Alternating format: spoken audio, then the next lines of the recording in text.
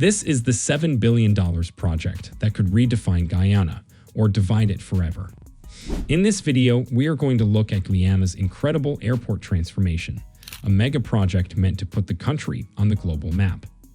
But behind the glass terminals and futuristic runways lies a question few dare to ask. Is this progress helping the people or just creating a richer skyline? We'll explore the rise of Cheddi Jagan International Airport, its staggering cost, and the reality many Guyanese face outside its gates. To understand Guyana's paradox, we need to step back for a moment. Guyana, a small but resource-rich country of just under 1 million people, sits quietly between Venezuela, Brazil, and Suriname. For decades, it was known for its breathtaking rainforests, colonial architecture, and resilient people. But in the last few years, something extraordinary has happened. Guyana struck oil. Massive offshore discoveries have turned it into the fastest-growing economy in the Western Hemisphere. With new wealth flowing in, the government began an aggressive modernization campaign, pouring billions into roads, housing, and most visibly, its international airport. In the 2025 national budget, roughly $7 billion was allocated for a monumental new terminal at Cheddi Jagan International Airport, CJIA, a move that stunned both citizens and international observers. The plan? To transform Guyana's modest gateway into a global aviation hub, rivaling the likes of Panama or the Dominican Republic. But while these grand blueprints promise progress, they've also exposed an uncomfortable truth. Because behind the luxury renderings and shining runways, many Guyanese are asking a simple question: who is really benefiting from all this growth? Let's start with the bright side, the dream itself. In June 2025, the Guyanese government proudly announced that it was entering the final negotiation phase for what they called Terminal 2, an expansion designed to cement the country's new identity as an international gateway. Officials described the project as a once-in-a-generation transformation. The blueprint calls for over 150,000 square feet of new terminal space. That means expanded duty-free zones, VIP lounges, modern retail corridors, and separate arrival and departure complexes. It's not just about moving people efficiently, it's about making a statement. President Irfan Ali emphasized that the new terminal would reflect the spirit, culture, and history of Guyana, blending modern design with local character. Architects promise that travelers landing at CJIA will instantly sense the nation's ambition, with glass facades that mirror the green canopy of the rainforest and interior art installations celebrating indigenous and Afro-Guyanese heritage. From a design standpoint, it's breathtaking. But the goal goes far beyond aesthetics. The airport aims to triple passenger capacity, from roughly 857,000 travelers processed in 2024 to nearly 3 million by 2030. The plan includes upgrading runway systems, expanding air cargo operations, and creating a new air traffic control complex capable of handling major international routes. To many in government, this is Guyana's golden ticket, a chance to attract tourism, business, and foreign investment. The airport is meant to be a symbol of a rising nation, proof that Guyana has outgrown its past limitations and is ready to step into the global spotlight.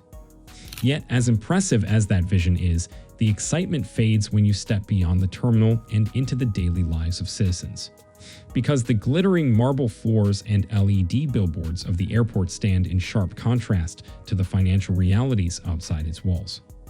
Now let's step away from the runway lights and look at what's happening on the ground, in the homes, markets, and neighborhoods of Georgetown and beyond. On paper, Guyana's economy looks steady. Inflation seems controlled, at least officially. The Consumer Price Index, CPI, in Georgetown for April 2025 recorded a minor increase of just 0.1% from the previous month and about 2.9% year-on-year. Those numbers might look calm, even healthy, for a rapidly developing nation, but numbers can be deceiving. Digging deeper into the data reveals a more complicated reality. The cost of food, the most essential part of daily life, has quietly surged. Over a 12-month span, food prices rose by more than 5.4%. For middle and lower income families, that's not just a statistic, that's less food on the table. And it doesn't stop there. Housing costs have skyrocketed too. According to RE/Max Guyana, a single one-bedroom apartment in central Georgetown can now cost anywhere from $625 to $1,200 USD per month, depending on location. That's nearly double what many local professionals earn in a month. Meanwhile, transportation fares and utility bills continue to climb. So, while headlines celebrate multi-billion-dollar airport projects and booming oil exports, many Guyanese citizens are quietly tightening their belts. The truth is, economic growth hasn't yet translated into widespread financial relief. The oil boom is creating wealth, but it's not reaching everyone equally. A teacher in Georgetown recently summed it up best during a local radio interview. "We're seeing development, yes, but it's like watching it through a glass window.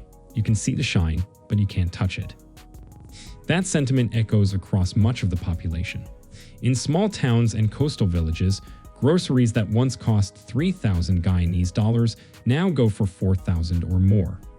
Renters are facing eviction as landlords chase higher-paying expatriates working in the oil or construction sectors. The sense of progress is real, but so is the anxiety that comes with it. This brings us to the real paradox of Guyana's transformation. How can one nation live in two realities at once, one glittering with glass terminals and the other weighed down by grocery bills? The answer lies in the uneven ripple effects of rapid growth. Guyana's oil and infrastructure boom has triggered what economists call transitional inflation. When an economy grows too fast, especially from a single resource like oil, the costs of labor, housing, and imported goods tend to rise faster than wages. The result is a country that's statistically richer, but feels poorer for many of its citizens. At the same time, the government's infrastructure-first strategy has focused heavily on building airports, highways, ports, under the belief that visible progress will eventually spark wider prosperity. It's a long-term bet, one that could pay off in decades, but in the short term, it's leaving ordinary families in a difficult position. The Guyanese government has defended the airport investment, saying it's crucial to the nation's global competitiveness. Officials argue that the mega-terminal will draw airlines, create jobs, and reduce dependence on neighboring countries for international travel. And in fairness, they're not wrong. These projects do create employment and national pride. But the concern many economists raise is timing. Infrastructure is being built faster than the economy can distribute its rewards. The focus on macro ambition, on showing the world that Guyana is rising, may be overshadowing the micro-realities of daily life: rising rent, shrinking savings, and limited access to affordable goods. So, while CJIA's construction cranes reach skyward, families in Georgetown are still wondering how to stretch their paychecks from one week to the next.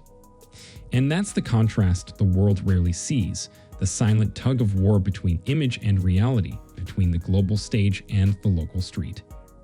As we move forward, we'll explore what this imbalance means for the nation's social fabric, its political stability, and its long-term future. Because there's a bigger question hovering in the air like a departing plane.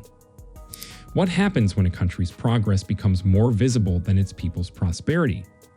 To truly grasp why these two worlds coexist, we need to zoom out, far beyond the airport tarmac and the supermarket aisles. What's unfolding in Guyana is not just a local story. It's a textbook example of what economists call the resource paradox, when sudden wealth from natural resources transforms a nation's finances faster than it can transform its society. Since 2015, when ExxonMobil discovered massive oil reserves off Guyana's coast, the country has been catapulted into the international spotlight. The scale of the discovery is staggering. More than 11 billion barrels of recoverable oil, making Guyana one of the world's most significant new energy frontiers. Global powers, investors, and energy giants quickly turned their eyes to this small nation. For the first time in modern history, Guyana found itself sitting on a potential fortune capable of changing everything. With newfound wealth came the pressure to modernize. The government, led by President Irfan Ali, launched a wave of ambitious development programs. Roads are being widened, hospitals upgraded, ports expanded, and the centerpiece, the Cheddi Jagan International Airport, is being rebuilt into a gateway of the future. But here's where the challenge lies. While oil money and infrastructure are booming, distribution of wealth remains uneven. Most of Guyana's oil profits are still tied up in long-term contracts, foreign investments, or reinvested projects. That means while billions circulate in government budgets and corporate accounts, the average citizen still feels the same economic pinch. This disconnect isn't unique to Guyana.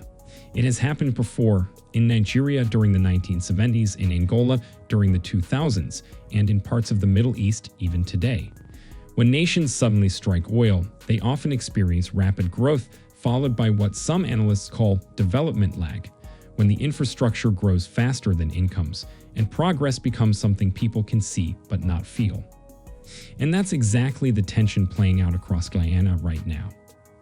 When you look closer, the Cheddi Jagan International Airport isn't just a transport project, it's a national metaphor. It's the symbol of Guyana's attempt to redefine itself, to step onto the world stage not as a forgotten colony, but as a modern, confident state. For many citizens, the airport stirs pride. After all, this is a country that, just a few decades ago, struggled with underdeveloped infrastructure, limited connectivity, and restricted access to global markets. The idea of building a futuristic terminal with jet bridges, glass architecture, and duty-free boutiques feels like reclaiming a sense of global identity. Government officials describe it as a gateway to opportunity. They envision airlines from Europe, North America, and the Caribbean landing daily, bringing in tourists, investors, and international attention. It's a bold dream, one that speaks to aspiration, not just convenience. Yet symbols cut both ways. Because while the airport stands tall as a statement of pride, it also reflects inequality. For many ordinary Guyanese, the luxury terminals and VIP lounges represent something distant, a world they see but rarely experience. The construction jobs created by such projects are often temporary, and once the ribbon is cut, most of the benefits flow to a small portion of the population involved in travel, oil, or business sectors. So the airport becomes more than concrete and glass.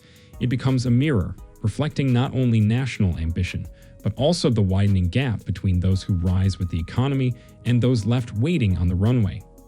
To understand how this contrast feels in real life, imagine the story of Marcia, a single mother of two living in Georgetown. She works at a local supermarket, earning around 150,000 Guyanese dollars a month, roughly 720 USD. Every morning, she rides a crowded minibus to work, passing billboards that showcase Guyana's Vision 2030 development plan. The posters show the new airport gleaming under sunlight, with slogans about prosperity and opportunity. But in Marcia's kitchen, that vision feels far away. The cost of a simple meal, rice, chicken, and vegetables, has doubled in the past 2 years.